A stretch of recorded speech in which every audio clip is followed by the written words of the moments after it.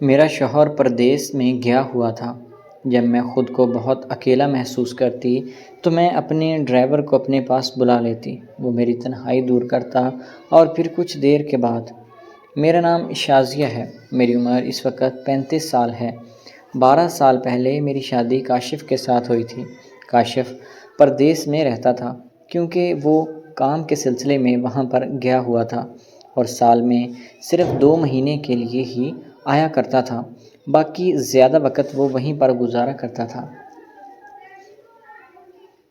شروع میں مجھے بڑی مشکلات کا سامنا ہوا۔ میں کاشف سے یہی کہا کرتی تھی کہ تم مجھے چھوڑ کر نہ جایا کرو، یا تو مجھے بھی ساتھ لے جاؤ یا پھر خود بھی یہیں پر رہ لو، لیکن وہ کہتا کہ میری مجبوری ہے، تمہیں یہیں میں اپنے ساتھ نہیں لے کر جا سکتا اور خود میں یہاں پر رہ نہیں سکتا۔ اس کی وجہ یہ ہے کہ اگر میں یہاں پر رہوں گا تو ہم کیا کمائیں گے اور کیا کھائیں گے؟ یہاں تو رہ کر پیٹ پالنا بھی بہت مشکل ہے، لیکن زندگی میں اس عائشیں تو بہت دور کی بات ہے۔ اس لیے کاشف کی بات سن کر میں بھی خاموش ہو جایا کرتی تھی، کیونکہ آخرکار وہ سب کر کس کے لیے رہا تھا؟ ہمارے لیے نا۔ تو اس لیے اگر میں ہی نہ یہ بات سمجھی تو اور کون سمجھے گا؟ تو اس لیے میں بھی خاموش ہو جایا کرتی تھی۔ حالانکہ میں کاشف کو یہ بتانا چاہتی تھی کہ میرا اس کے بغیر گزارا نہیں ہوتا۔ میری زندگی مکمل طور پر سوکھی پڑی ہے جسے میں ترک کرنا چاہتی ہوں، لیکن کاشف ان چیزوں کو نہیں سمجھتا تھا۔ وہ زیادہ پڑھا لکھا ہوا نہیں تھا، لیکن پیسے اس کے پاس کافی تھے۔ اس لیے گھر میں مجھے کام کے لیے نوکرانی اور نوکر دونوں ہی رکھ کے دیے ہوئے تھے۔ نوکر میرا ڈرائیور بھی تھا کہ جب بھی میں نے گھر سے کہیں باہر جانا ہوتا تھا تو گاڑی وہی ڈرائیو کیا کرتا تھا۔ وہ تھا تو شادی شدہ، لیکن اس کی بیوی گاؤں میں رہتی تھی۔ وہ زیادہ تر میرے ہی گھر میں رہتا تھا۔ میں نے اس کو علیحدہ ایک کمرہ دیا ہوا تھا جس میں وہ رہا کرتا تھا، اور جب کہیں پر جانا ہوتا تو وہی میرے ساتھ جایا کرتا تھا۔ نوکر کا نام صدام تھا۔ صدام بہت ہی محنتی اور جفاکش تھا۔ اس کی عمر کوئی 25 سال رہی ہوگی۔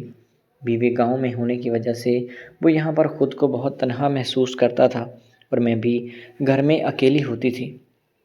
میرے ہاں کوئی اولاد نہیں تھی، اسی وجہ سے مجھے پریشانی بھی زیادہ رہتی تھی۔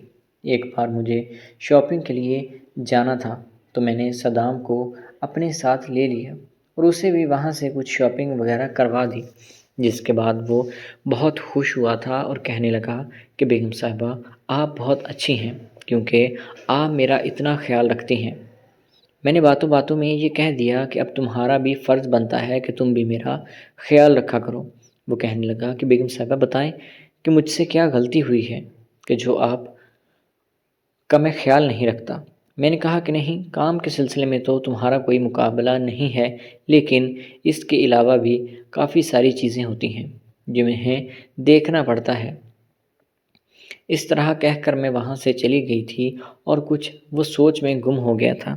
وہ شاید میرا اشارہ سمجھ چکا تھا، اور پھر میں ایک دن بیٹھی صدام سے اس کی بیوی کے بارے میں پوچھنے لگی تو وہ کہنے لگا کہ بیگم صاحبہ میری بیوی معمولی شکل و صورت کی مالک ہے، مجھے وہ زیادہ اچھی نہیں لگتی۔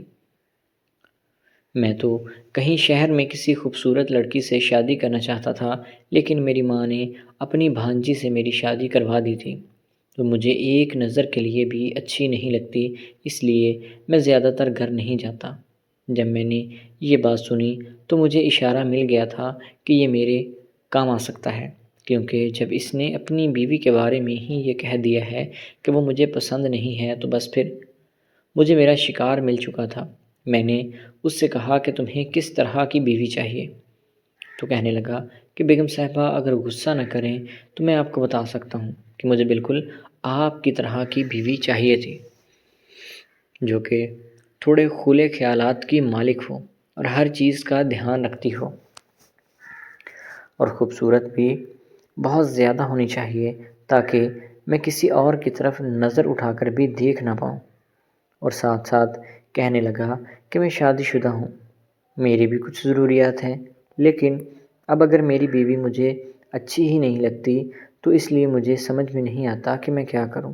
خیر اتنی بات کہہ کر وہ سونے کے لیے چلا گیا تھا، اور رات کے تقریباً 11 بجے میری آنکھ کھلی تو میں نے دیکھا کہ وہ موبائل پر کچھ دیکھ کر خود کو سکون دے رہا تھا۔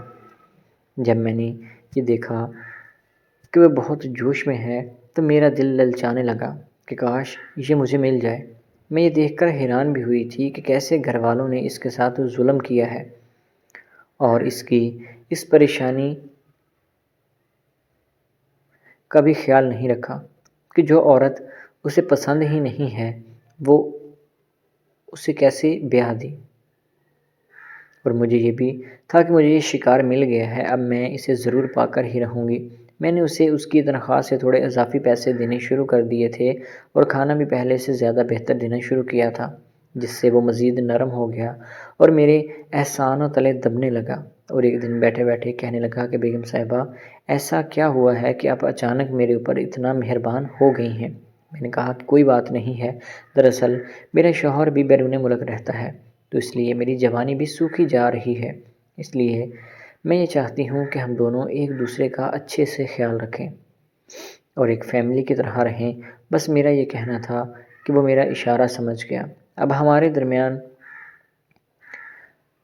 تکلف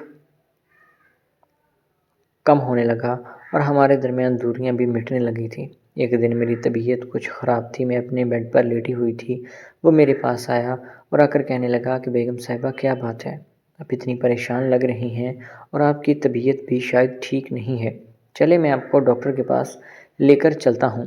میں نے اس سے کہا کہ نہیں، مجھے اس طرح کی کسی بھی چیز کی کوئی ضرورت نہیں ہے، بس تم میرے سے اچھے سے مالش کر دو تو میں ٹھیک ہو جاؤں گی۔ تو وہ تیل لے کر آیا اور لا کر میری مالش کرنے لگا۔ کرتے کرتے بات نہ جانے کہاں سے کہاں نکل گئی۔ میں نے اسے پہلے تو روکنے کی کوشش کی تھی، لیکن جب میں نے اس کے چہرے اور جسم کی طرف دیکھا تو جس سے مجھے واضح طور پر نظر آنے لگا تھا کہ اب یہ مجھے نہیں چھوڑے گا، پھر میں نے خود کو نہیں روکا اور میں بھی اس کا ساتھ دینے لگی اور پھر ہم دونوں نے مل کر اکٹھے وقت گزارا۔ بس پھر کیا تھا کہ مجھے بھی سکون کی بلندیوں تک پہنچا دیا تھا، اور پھر اب ہمارا یہی معمول بن چکا تھا کہ کچھ وقت اس کے ساتھ گزارنے کے بعد وہ میرا گھر چھوڑ کر چلا گیا تھا۔ مجھے آج تک نہیں پتہ چلا کہ اس نے ایسا کیوں کیا ہے، لیکن جو بھی تھا میں نے بہت غلط کیا تھا، مجھے ایسا ہرگز نہیں کرنا چاہیے تھا۔ ایک تو میں نے اپنے شوہر کی امانت میں خیانت کی تھی اور دوسرا میں نے وہ گناہ کیا تھا۔ تو میری آپ سب لوگوں سے گزارش ہے کہ خدا را ایسی غلطیوں اور گناہوں سے بچیں اور اپنے آپ کو حفاظت سے رکھیں۔ اللہ تعالیٰ مجھے معاف فرمائے اور سب کی بہن بیٹیوں کی عزتیں محفوظ رکھیں۔ تو دوستو امید ہے کہ آپ کو آج کی ویڈیو اچھی لگی ہوگی۔ اگر ویڈیو پسند آئی تو چینل کو سبسکرائب